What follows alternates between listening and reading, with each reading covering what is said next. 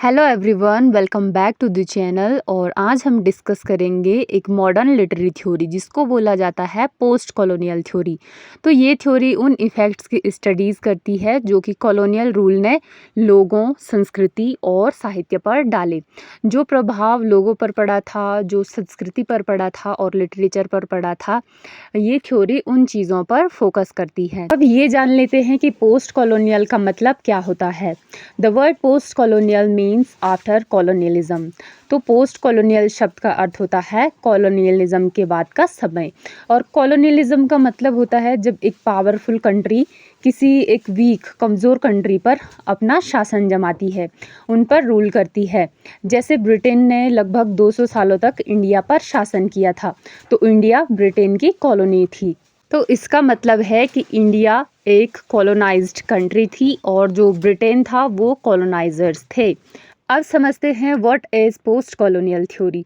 तो post colonial theory वो theory है जो कि ये स्टडी करती है, ये अध्ययन करती है कि how colonisers dominated native people. तो जो उपनिवेश बनाने वाले देश थे, यानी कि जो रूलर्स थे जिन्होंने दूसरे देशों पर अपना शासन जमाया, कैसे उन लोगों ने वहाँ के लोगों पर अपना शासन किया।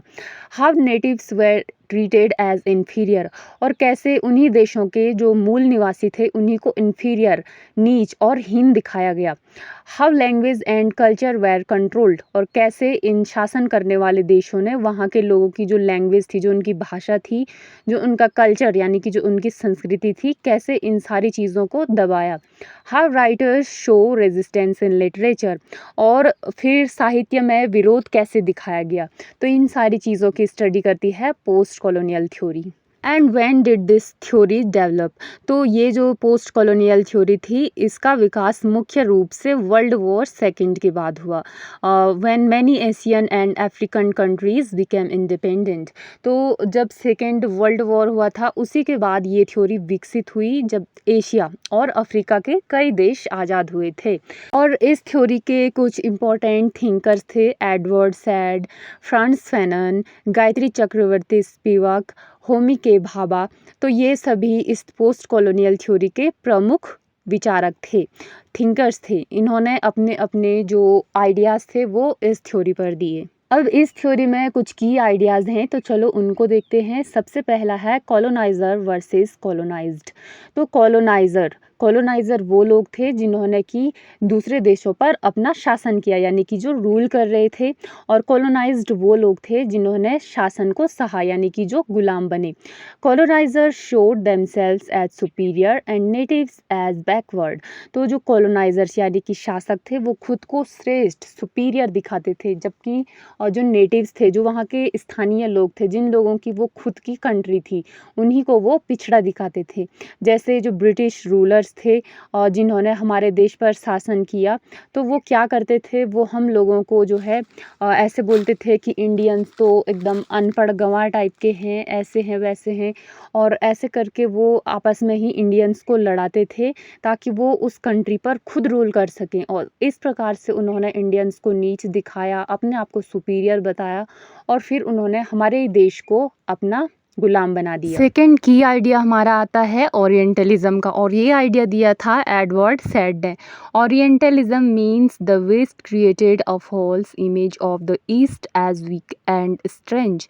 तो ओरिएंटलिज्म का मतलब होता है जो वेस्टर्न देश थे, जो पश्चिमी देश थे, उन्होंने पूर्वी देशों की एक झूठी और कमज़ोर छवि बनाई थी। वो उनको इस प्रकार से दिखाते थे कि जो पूर्वी देश हैं वो बहुत वीक हैं। जो फिल्म्स होती थी उनमें इंडियंस को ऐसे दिखाया जाता था कि इंडियंस ऐसे सांप हैं जो एक दूसरे को ही डस लेते हैं और वो झूठे हैं, भिखारी हैं। तो इस प्रकार से उनको दिखाया जाता था। तो इसी को बोला जाता है ओरिएंटलिस्ट थिंकिंग। थर्ड आइडिया हमारा आता है language and power. Colonisers impose their language on colonies. तो कॉलोनाइजर्स जो थे उन्होंने अपनी भाषा को, जो कॉलोनीज थी यानी कि जिनको उन्होंने गुलाम बनाया हुआ था, अपनी भाषा उन्होंने उन पे थोप दी। English became more important than native languages in India. Education was in English, not in Hindi or Bengali. Bengali. तो उन लोगों ने अपनी जो लैंग्वेज थी इंग्लिश उनको इंडियंस पे थोप दिया था और यहाँ तक कि उन्होंने एजुकेशन सिस्टम जो था उसको भी इंग्लिश में बदल दिया और वो हिंदी और बंगाली सब कुछ उन्होंने जो है बिल्कुल ही बंद कर दिया था। बोला कि सारे डॉक्यूमेंट इंग्लिश में होंगे, जो एजुकेशन होगी वो इंग्लिश में होगी। तो ये चीज़ इंडियंस के लिए बहुत ज़्यादा टफ थी क्योंकि अपनी एक जो मातृभाषा है उसको छोड़ के सीधे अंग्रेजी पे आ जाना ये कोई भी नहीं कर सकता है। तो इस प्रकार से उन्होंने अपनी लैंग्वेज और अपनी पावर को इंडियंस पे थोपा। फोर्थ की आइडिया हमारा आता है identity crisis. Colonised people failed confused about who they were. तो जो उपनिवेशित लोग थे वो अपनी ही पहचान को लेकर भ्रमित हो गए। उनको इस भ्रम में डाल दिया कि आखिर वो कौन है। जैसे उनको अपना जो कल्चर है उस पे शर्म आने लगी। अब वो जो यूरोपियंस थे उनकी तरह दिखना चाहते थे। तो इसी चीज़ को बोला जाता है आइडेंटिटी क्राइसिस। जब हम अपनी खुद की पहचान को पे जो है शर्म करते हैं और दूसरे के जैसे बनना चाहें और अपना जो कल्चर है वो हमें अब अच्छा नहीं लग रहा है और हम चाहते हैं कि हम भी उन अंग्रेज़ों की तरह बन जाएं, तो यही है हमारा आइडेंटिटी क्राइसिस। तो इस थ्योरी को कैसे अप्लाई किया जाता है लिटरेचर में, तो जैसे जब क्वेश्चन पूछा जाता है who is ruling, who is ruled, whose voice is missing, whose culture is shown as superior. तो इस प्रकार से जब क्वेश्चन पूछे जाते हैं कि आखिर रूलर कौन है, शासक कौन है और किस पर शासन हो रहा है और किसकी आवाज़ दब गई है और कौन सी संस्कृति को जो है श्रेष्ठ दिखाया गया है, सुपीरियर दिखाया गया है, तो इस प्रकार से हम पोस्ट कॉलोनियल थ्योरी को लिटरेचर में अप्लाई करते हैं। जैसे इसका लिटरेचर से एक एग्जाम्पल हमारा है फॉल अपार्ट बाय चिनुआ अकाबी। तो उसमें दिखाया गया है कि ब्रिटिश मिशनरीज जो है वो अफ्रीकन कल्चर को कैसे नष्ट करते हैं। तो यही चीज़ हमें दिखाती है कॉलोनियल डोमिनेशन की, कैसे जो है दूसरी संस्कृति को नष्ट कर दिया जाता है और आखिर इससे हमें क्या लाभ होता है। तो ये जो थ्योरी है ये दबे हुए लोगों को आवाज़ देती है, उनको इस प्रकार से मजबूर कर देती है अपने लिए आवाज़ उठाने के लिए कि वो अपनी पहचान को ढूंढे, वो अपनी आइडेंटिटी ढूंढे और अपनी पहचान को ऊपर उठाएं और अपनी आवाज़ को बुलंद करें। यही थी हमारी पोस्ट कॉलोनियल थ्योरी, जिसमें कि हमने देखा कि ये लिटरेचर को जो हमारा कॉलोनियल इतिहास था और जो सत्ता था उनके संबंधों के आधार पर समझती है। जब एक देश किसी का गुलाम था, वहाँ शासन कोई और कर रहा था, तो वहाँ किस प्रकार से चीज़ें हुआ करती थी, कैसे वहाँ पर लोगों पर शासन किया जाता था, उनकी आवाज़ दबाई जाती थी, उन पर अपनी चीज़ें थोप दी जाती थी। तो इसी आधार पे पोस्ट कॉलोनियल थ्योरी लिटरेचर को समझती है।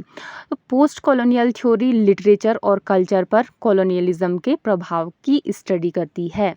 आई होप आपको पोस्ट कॉलोनियल थ्योरी समझ में आ गई होगी। तो आज की वीडियो में बस इतना ही और मिलते हैं नेक्स्ट वीडियो में।